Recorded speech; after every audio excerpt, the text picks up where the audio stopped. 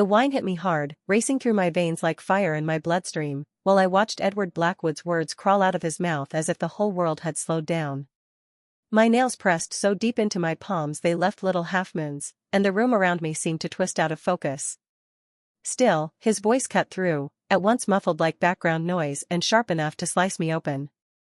"My son deserves better than someone dragged out of the gutter," William declared, his tone polished for the crowd of country club regulars, business cronies, and even his own family, who sat frozen at the table. "Street trash in a rented dress, pretending she belongs in circles like ours." A couple dozen eyes flicked back and forth between him and me, waiting for the moment when the nobody dating the prince would dare challenge the king. My pulse pounded in my throat as I carefully folded my linen napkin, cloth probably worth more than an entire month of rent from my first shoebox apartment, and set it down beside a plate of untouched, overpriced salmon. "Thank you for dinner, Mr. Blackwood," I said slowly, rising to my feet. "And thank you for finally being honest. My name is Sapphira. I'm 32 years old, a self-made entrepreneur, and this is the story of how I turned one man's public insult into the most expensive lesson of his life." "Sapphira, don't." Adrian's hand gripped mine. I gave his fingers a gentle squeeze before letting go. "It's all right, love. Your father's correct. I should remember my place." The grin that spread across William's face was worth studying, a smug, victorious smirk belonging to a man who believed he had finally broken me, the so-called street rat who dared touch his precious son. If only he understood how wrong he was. I lifted my chin and walked out of that dining room with every bit of pride I had left, past the Monet hanging in the hallway, past the servants who suddenly found the floor fascinating, past the Bentley parked out front that William had made sure to brag cost more than I'd earn in half a decade. Through the marble foyer, down the steps, and into the driveway, where my practical little Toyota sat waiting like an old, loyal friend. Adrian caught up just as I reached for the door handle. My car might not have gleamed like William's toys, but it was mine, and William had sneered at it the moment I'd arrived. "I'm so sorry," Adrian stammered, tears sliding down his cheeks. "I had no idea he would." I pulled him close, breathing in the clean bite of his cologne mixed with the raw salt of his tears. "This isn't on you. I'll talk to him. I'll make him apologize." "No." I tucked a stray lock of his dark hair gently behind his ear. "No more covering for him. No more excuses. Tonight he just said out loud what he's been thinking all along. At least now we see it plain. Sapphira, please, don't let him destroy us." I kissed his forehead softly. "He can't break what's real. Adrian, I'll call you tomorrow, all right?" He nodded, reluctant but resigned, and I slid into my Toyota.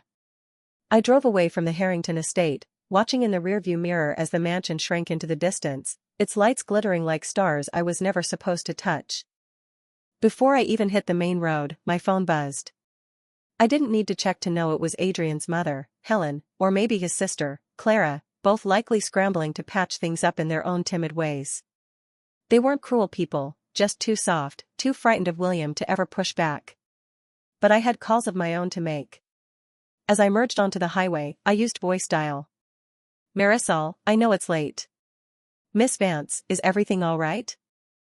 Marisol had been my right hand for 6 years, long before the world learned the name Leora Vance. She could read me better than most.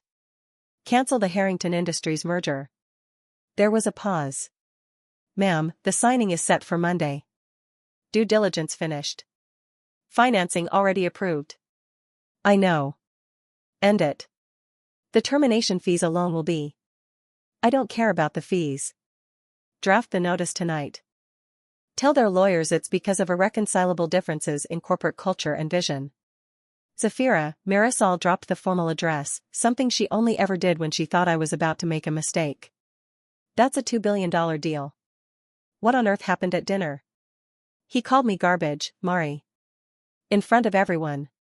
Made it clear I'll never be good enough for his family, or his business. That bastard." I could hear her fingers already pounding the keyboard. "I'll have legal draw up the termination papers within the hour. Do you want me to leak it to the financial press?"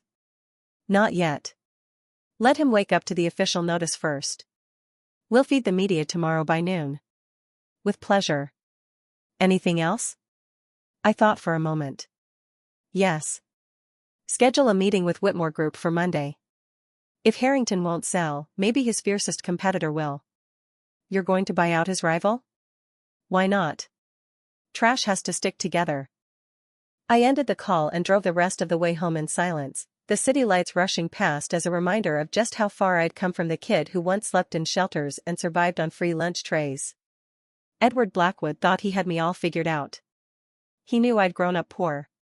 He knew I'd worked my first job at 14. He knew I'd clawed my way through community college, then university, running on caffeine and grit. What he didn't know was that the same scrappy girl he dismissed had built a corporate empire from the shadows. That the company his own firm was desperate to merge with, Cross Technologies, belonged to me. That I'd spent the last decade buying patents, recruiting top talent, and maneuvering piece by piece until I became the quiet kingmaker of the industry. He didn't know because I'd kept it hidden, running everything through holding companies and trusted lieutenants. I learned young that true power came from being underestimated, from letting men like William swagger around thinking they held all the cards. By the time I pulled into my building's garage, my phone was already lighting up. Harrington CFO, Julian Frost. Faster than I'd expected. Martin had my personal line from our earlier merger talks, where we'd traded numbers for urgent matters. Zafira, it's Martin. Sorry for the late call, but we just got notice from Cross Technologies terminating the merger. This has to be some mistake. No mistake, Martin. But, we're set to sign on Monday. The board already gave their blessing. Shareholders are waiting for this, Martin stammered. Then maybe the board should have considered that before their CEO decided to humiliate me in front of half the city at dinner tonight. Silence crackled through the line. Finally, Martin spoke, softer this time. What exactly did William do? Ask him yourself. I'm sure he'll have a polished version ready. Good night, Martin. I ended the call and made my way upstairs to my penthouse. Once inside, I poured myself a scotch, stepped out onto the balcony, and leaned against the railing as the city lights flickered below. Somewhere out there, Edward Blackwood was about to choke on the bitter taste of his own arrogance. I wondered if he'd connect the dots right away, or if it would take him a while to realize that the so-called garbage he dismissed actually controlled the one thing his empire needed to make it through another fiscal year. My phone buzzed again, Adrian. I let it go to voicemail. I didn't trust myself to separate my fury at his father from my love for him. He didn't deserve to get caught in this war, but some battles are unavoidable. By the time dawn broke, my phone showed 47 missed calls. 6 of those were from William himself. I smiled at the thought, Edward Blackwood, reduced to chasing someone he'd called trash. Must have been burning him alive inside. I was sipping coffee over quarterly reports when Marisol rang. The financial press got wind of the cancelled merger. Bloomberg's asking for a statement. Tell them Cross Technologies is exploring other opportunities, ones that actually align with our values and our vision for the future. Vague and devastating, she said with a grin in her voice. Perfect. Then she hesitated. Also, Edward Blackwood is in the lobby. I nearly spit out my coffee. He's what? Been camped out here for 20 minutes. Security won't let him up without your say-so, but he's causing a bit of a scene. Should I toss him out? No, I said, setting my mug down. Let him stew. Put him in the conference room and keep him waiting. 30 minutes. You're evil, Marisol laughed. I'll put him in conference room C, the one with those awful chairs. 45 minutes later, I walked in to find Edward Blackwood looking like a man who hadn't slept. His normally perfect hair stuck up at odd angles, his expensive suit wrinkled and tired. The king who'd ruled his dining room the night before now looked exactly like what he was, a CEO teetering on the edge of ruin. Zafira. He rose when I entered, and I could tell just standing up for me scraped against his pride. Thank you for seeing me. I sat down across from him, not offering a handshake. You've got 5 minutes.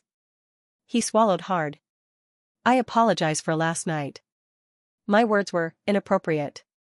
Inappropriate? I let out a sharp laugh. You called me garbage.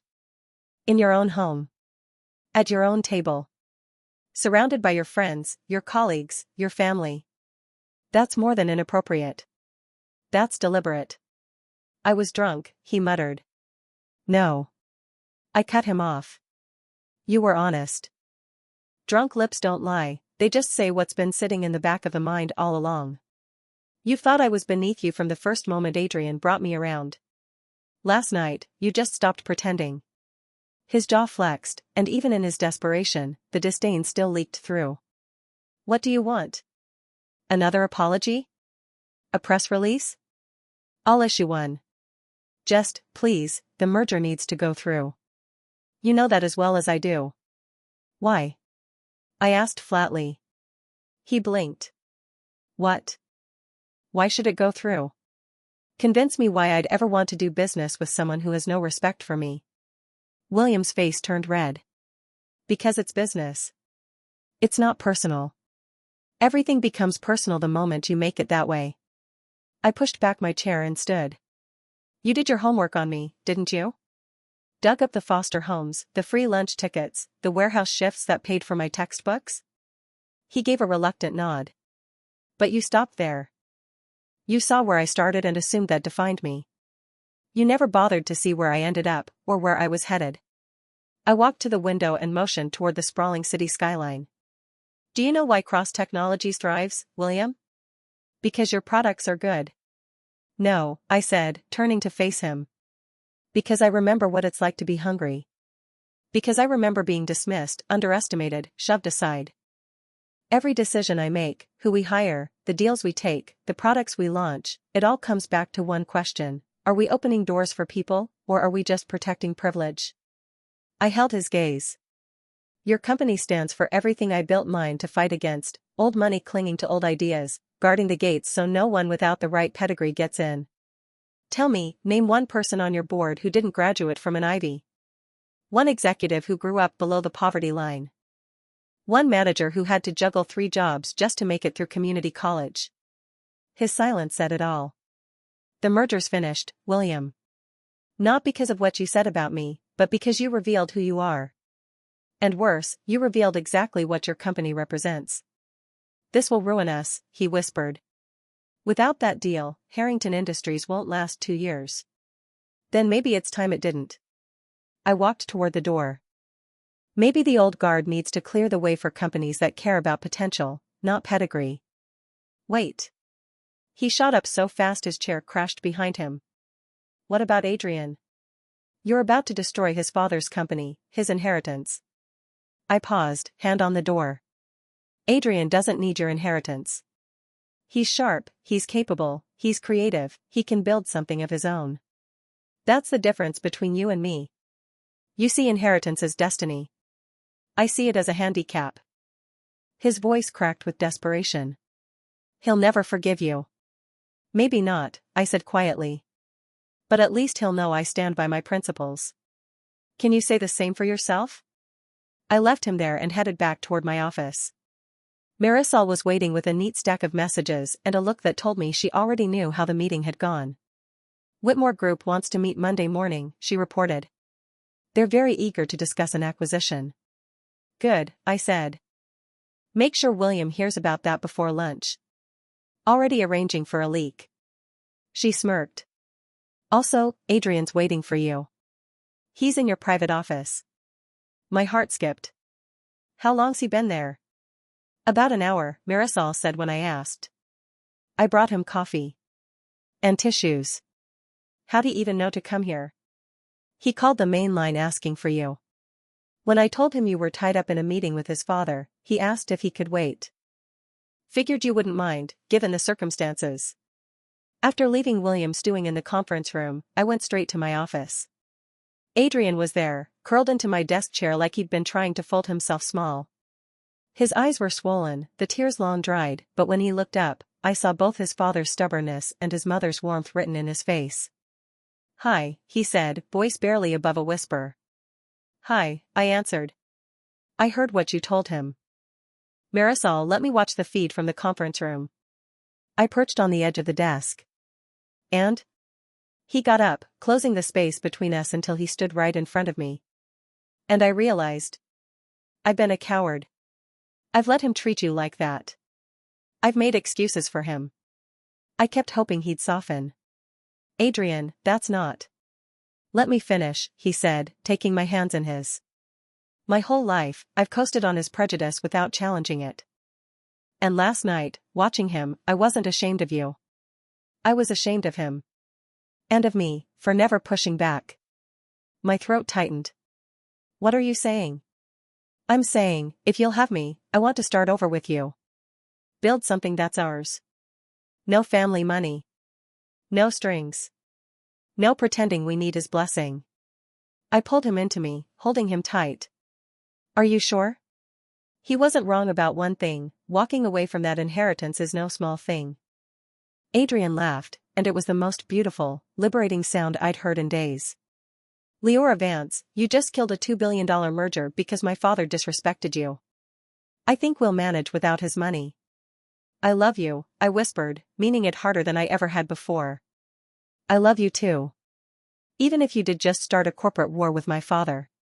Especially because I started a corporate war with your father.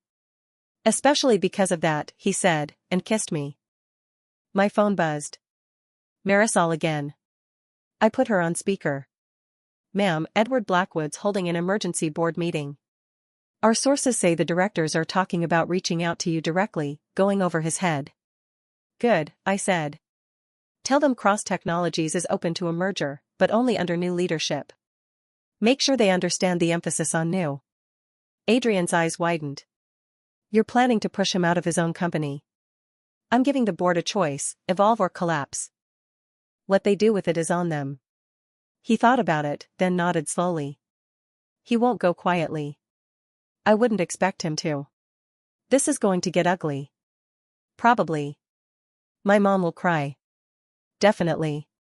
My sister will write another awful song about family drama. God help us all.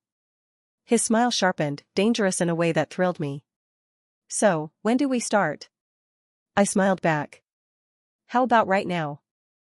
And that's the story of how the so-called nobody dating the prince became the queen who toppled the kingdom. Not with a sword, not with an army, but with a simple truth: respect isn't inherited. Respect is earned. And anyone too arrogant to give it when it's earned, well, sometimes the trash takes itself out, and it doesn't go alone. By Monday morning, Edward Blackwood was no longer CEO of Harrington Industries. By Tuesday, Cross Technologies announced a merger with the newly restructured firm. By Wednesday, Adrian had signed on as our head of strategic development, rejecting his father's spiteful offer to bankroll a rival venture. And by Thursday, Edward Blackwood had learned the most expensive lesson of his life: never call someone garbage unless you're ready to be hauled to the curb with everything you thought you owned. 6 months later, Adrian and I were engaged. We planned a small ceremony, far from his father's country club crowd. William still hadn't spoken to either of us, but Adrian's mother called every week, their bond growing back together piece by piece, this time on honest ground.